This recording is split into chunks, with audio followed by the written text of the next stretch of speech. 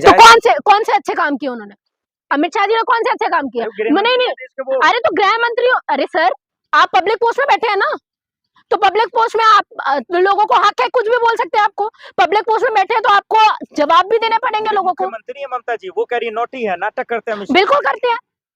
क्या आप मुझे बताइए, क्या वो अंधे बन के नहीं घूमते रहते हैं? जब लड़कियां बाहर बैठती है, जब प्रोटेस्ट करती है, जब लोग प्रोटेस्ट करते हैं, जब पूरे का पूरा ऑपोजिशन प्रोटेस्ट कर रहा होता है, सब इनकी पुलिस सबको लेके बाहर चली जाती है। कमाल की बात यह है, आज तक इनकी पुलिस ने इनके लोगों के लिए कोई भी काम नहीं किया, इनके लोगों को कभी अरेस्ट नहीं किया, इनके लोगों को कभी नहीं उठाया। ये ईमानदार पार्टी है। हाँ, बीजेपी बहुत ईमानदार है सर, कमाल की बात है। बीजेपी इतनी ईमानदार है कि इन्हीं के पार्टी में सारे रेपिस्ट भरे हैं, इन्हीं के पार्टी में सारे क्रिमिनल्स भरे हैं, इन्हीं के पार्टी वाले सारे दोगलापन की हरकतें करते हैं। आपने कौन से क्राइटेरिया में ये बोल दिया कि बीजेपी बहुत अच्छी ईमानदार पार्टी है? मुझे बताइए। बना रही है, लोगों को नौकरी दे रही है, अब क्या चाहिए? हाँ, ये ग्रे के एम्प्लॉयमेंट को, जो जोमेटो वगैरह का चल रहा है, उसको एम्प्लॉयमेंट बोलने वाली है सरकार। हाँ, ये बोल रही है कि हम क्या एम्प्लॉयमेंट दे रहे हैं, ये बोल रही है हम जॉब्स दे रहे हैं। हाँ, और आप बोल रहे हो विश्व गुरु। इनका मुंह क्यों नहीं खुलता ट्रम्प के सामने? कौन से विश्व गुरु हो गए हो आप? कौन से काम कर दिया आपने विश्व गुरु के? विश्व गुरु का काम क्या होता है ये बताओ? विश्व गुरु का काम होता है कि ऑपोजिशन के ऊपर सिर्फ एलिगेशंस पे एलिगेशन लगाना, ईडी सीबीआई लगा देना। इलेक्शन के पहले 5 साल तक काम मर जाते हैं आप लोग। 5 साल तक क्यों नहीं होता आपके साथ में कोई भी चीज? हाँ, ये सारे काम आपके इलेक्शन से पहले ही क्यों आते हैं, मुझे ये बताइए।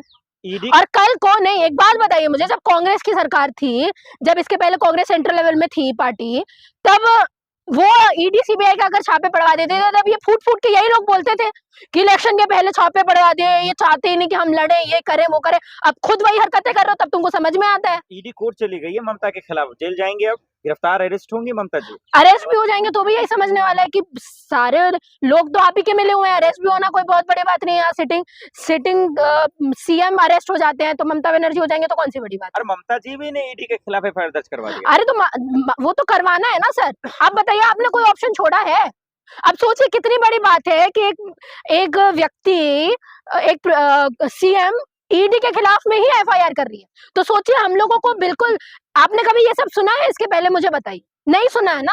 मतलब सोचिए कि हम लोग बिल्कुल किसी पे यकीन नहीं कर सकते आज के टाइम में, न किसी ईडी पे, न किसी सीबीआई पे। वही सीबीआई है जो कुलदीप सिंह सेंगर, जिसमें आईओ कुलदीप सिंह सेंगर के साथ में मिला होता है, ये वही सीबीआई है। ये वही सीबीआई है जो अम्बेडकर के जो जलाते हैं उसके खिलाफ में चुप रहती है। इस सीबीआई से क्या एक्सपेक्ट कर रहे हैं आप? छापेमारी से ममता जी को दिक्कत क्यों है?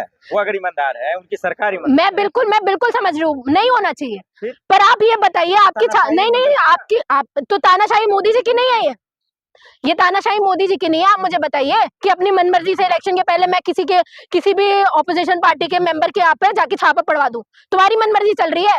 कौन से आपने कौन से आपने नोटिस दिया है, मुझे ये बताइए। कोई नोटिस दिया आपने उनको? कोई नोटिस दिया आपने उनको? बिना नोटिस के आप किसी के यहाँ भी घुस जाओगे, किसी की भी फाइल उठा लोगे? हाँ, किसी की प्राइवेसी का कोई चिंता नहीं है। ये प्राइवेसी देती है ना कंट्री हमको, डेमोक्रेसी है ना इस कंट्री में। तो आपको कोई भी सवाल है तो आप लोगों के बीच में लाके बोलिए कि आपके लोग ये करते हैं, लोगों के साथ समर्थन आएगा। आज का टाइम ऐसा हो गया है सर कि लोग अधिकतर ऑपोजिशन में ही है, और ऑपोजिशन में सवाल करते हैं तो या तो आप हम लोगों को ये घोषित कर देते हैं कि हम देशद्रोही हैं, या तो ये घोषित कर देते हैं कि हम किसी पर्टिकुलर पार्टी से जुड़े हुए हैं। भाई, देश में आवाज उठाना हमारा हक है, हम उठाएंगे, चाहे वो ऑपोजिशन पार्टी के लीडर्स क्यों ना हो, चाहे वो हम लोग क्यों ना हो, चाहे वो नॉर्मल लोग क्यों ना हो। इसमें देशद्रोही होने का क्या मतलब है, मुझे समझ में नहीं आ रहा है। और इसमें ममता बनर्जी ने कौन सा गलत काम कर दिया, मुझे ये भी समझ में नहीं आ रहा है। लोकतंत्र है, आपको लग रहा है कि ईडी सही काम नहीं कर रही है, आपने एफआईआर कर दिया।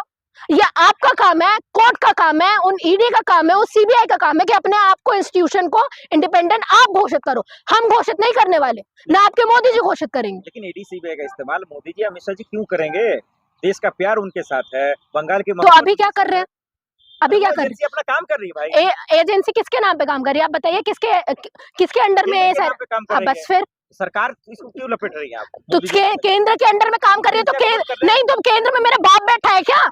केंद्र में तो आपके मोदी जी बैठे हैं, केंद्र में तो आपके अमित शाह जी बैठे हैं। सर कैसी बातें कर रहे हो यार? पीएम नहीं है वो? क्या आप पीएम नहीं मानते? बिल्कुल है, पर क्या है ना कि कई बार लोगों से गलती हो जाती है तो गलत इंसान भी आ जाता है।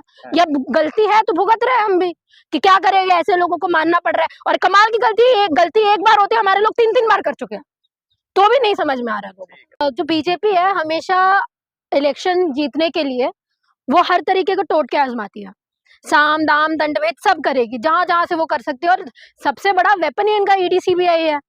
तो अब बंगाल में आने वाला इलेक्शन है, ठीक है, SIR बहुत ज्यादा चला नहीं, क्या करें, वोट चोरी का मुद्दा बाहर आ रहा है, पता चल रहा है या इससे तो अब होने नहीं वाला, ज्यादा वोट चोरी भी नहीं कर सकते ना, SIR के थ्रू लोगों को हटा भी नहीं सकते अब बहुत ज्यादा, हम लोग बहुत ज्यादा करप्शन भी नहीं कर सकते कि लोगों को दे दें 10-10 हजार रुपए जैसे बिहार में करवाया था।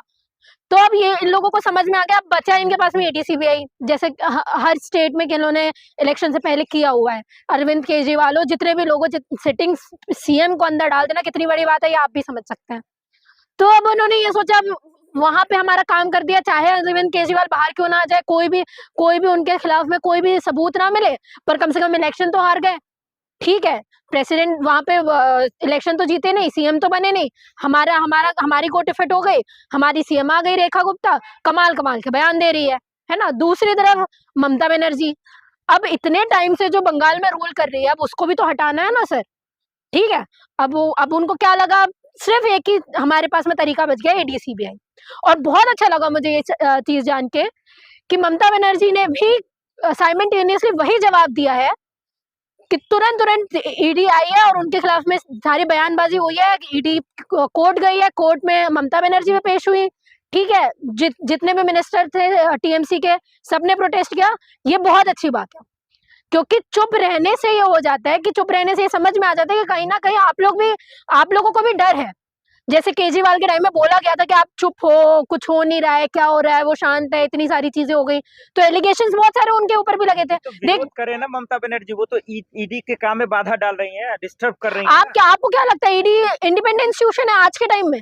अरे वो सरकार नो मैं जानती हूँ सर, और इन सब को स्टेब्लिश करने वाले डॉक्टर अम्बेडकर है, ये भी मैं जानती हूँ, लेकिन आप ये बताइए आज के टाइम में क्या ये इंस्टीट्यूशन इंडिपेंडेंट है? क्या ये टैग लगा है उनके ऊपर कि वो इंडिपेंडेंट है?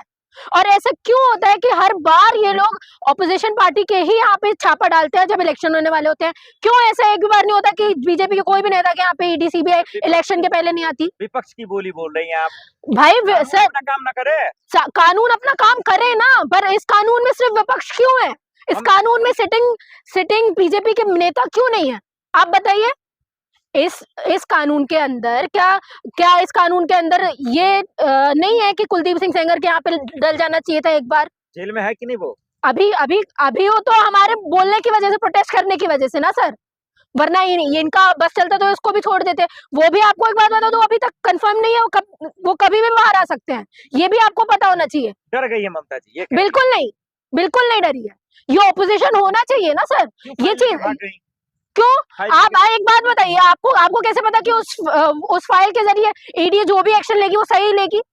आपने भरोसा करके देखा ना केजरीवाल के टाइम में क्या हुआ, आप बताइए ना? बिल्कुल नहीं, आज के टाइम में तो बिल्कुल भी एजेंसी के ऊपर कोई भी भरोसा नहीं है। एक्चुअली एजेंसी चल रही है कठपुतली की तरह, जो मोदी जी कर देते हैं, जो अमित शाह जी बोल देते हैं, और अमित शाह जी की बोली बोल देते हैं, प्रोटेस्ट करने आए लोगों को यहाँ अमित शाह जी की पुलिस हटा देती है, जैसे TMC के नेताओं को बाहर से हटा दिया, अरेस्ट करके लेके गई। तो आप क्या कहना चाहते हो कि कोई भी विपक्षी पार्टी, कोई चाहे वो राहुल गांधी हो, ममता बनर्जी हो, केजरीवाल हो, किसी के ऊपर हक नहीं है कि आप उनके अगेंस्ट में ED को भेजें और वो प्रोटेस्ट भी करें?